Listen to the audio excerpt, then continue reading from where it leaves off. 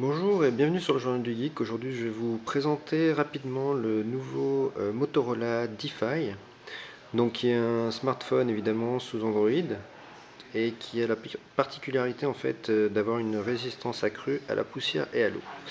Bon alors d'abord une petite présentation. Donc ce DeFi a un écran de 3,7 pouces, 480 x 854. Il pèse 118 grammes. Donc comme vous pouvez le voir, il a un form factor, un design assez classique. Donc sur le côté gauche, on retrouve le bouton volume, plus moins. Au dos, on a un appareil de 5 mégapixels avec un flash LED. Après, en dessous, rien de spécial.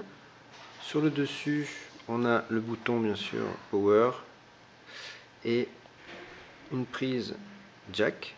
Donc vous allez voir en fait que tous les ports sont protégés par un petit capuchon à chaque fois. Et sur le côté droit, nous avons droit à le port micro SD classique maintenant sur tous les mobiles. Donc juste pour vous montrer en fait le système pour enlever la batterie, hop, vous voyez voir c'est un capot en fait qui est vraiment très bien clipsé, qui est même hermétique. Donc la batterie est là et en dessous vous avez également le port micro SD et la carte SIM. Donc on va essayer de refermer ça bien. Voilà. Donc là l'appareil normalement est bien hermétique.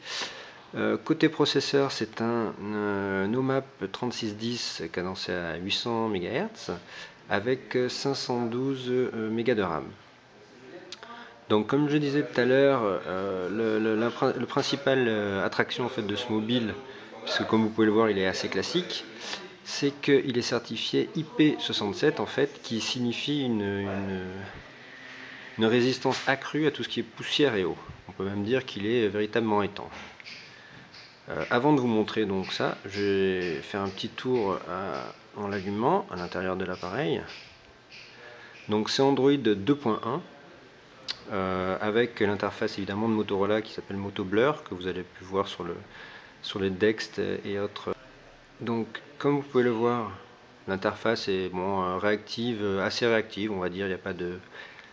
C'est pas plus rapide, parfois ça rame un petit peu, mais bon, le processeur, je le rappelle, est que de 800 MHz, donc on est loin d'un Snapdragon qui équipe par exemple un Nexus ou du processeur de Samsung qui équipe le Galaxy S. Mais bon, c'est un petit téléphone assez classique qui répondra aux attentes du consommateur moyen parce qu'en plus, on peut le trouver à un prix tout à fait attractif puisqu'il est à 349 € sans abonnement. Donc ce qui doit faire pas loin de 1 € voire 50 € avec abonnement. Donc en comparaison avec le Nexus, vous voyez, donc c'est la même taille d'écran, hein, l'appareil est juste un petit peu plus petit par le bas et il est par contre un peu plus épais.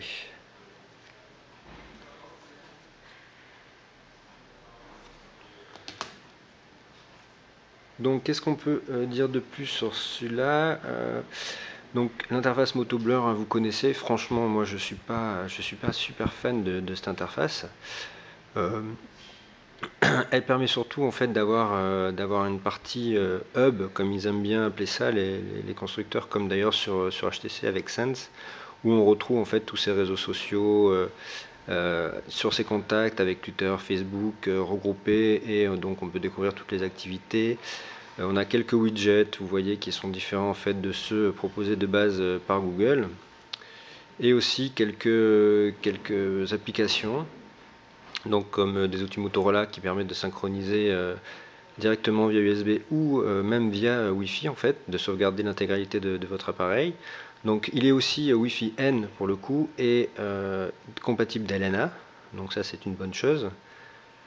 Qu'est-ce que je peux vous dire de plus dans les options, il y a quelques options qui ont été modifiées, comme par exemple la gestion des données. Donc on peut voir et contrôler en fait un peu les données qu'on a. La gestion de la batterie, qu'est-ce qu'il y a encore? Je crois que on a fait le tour vraiment des fonctionnalités ajoutées. Enfin après bon, il y a évidemment d'autres petites applications ajoutées et d'autres petits changements esthétiques. Mais bon, ceci dit, voilà, enfin c'est bon, c'est Android, vous connaissez à force de les voir et de voir nos tests aussi vidéo sur le journal du geek. Maintenant, concernant en fait la résistance de cet appareil à l'eau et donc à la poussière, on va faire un test en direct. Écoutez, hein, pour ceux qui l'avaient vu par exemple à la Geeks Live, il était présent à la Geeks Live fin octobre, donc certains ont dû le voir sur le stand de Motorola et ont pu voir cette démo directement. Je crois que les personnes de chez Motorola le faisaient. Je le redis en fait, il est à la norme IP67 et aussi il faut noter que l'écran est équipé de la Gorilla Glass, donc une protection en fait qui permet de ne pas rayer facilement l'écran et qui offre aussi également une résistance accrue au choc. Donc allons-y pour le petit test. Donc je prends un gobelet, un classique. Là on va faire ça avec pas avec de l'eau, on va faire ça avec une petite boisson énergisante parce qu'il nous en reste pas mal de la Geeks Live.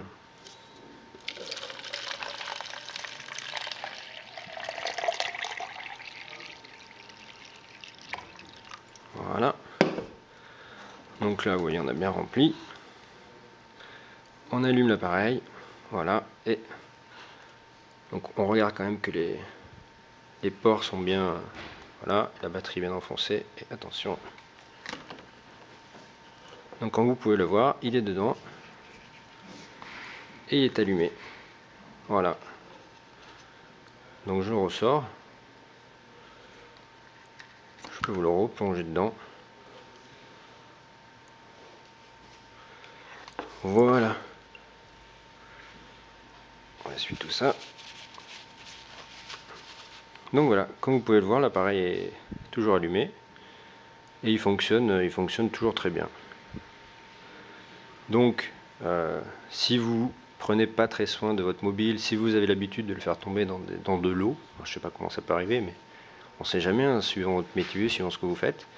Donc vous savez que le Motorola DeFi vraiment est très résistant et que donc quelques chutes lui fera pas de mal.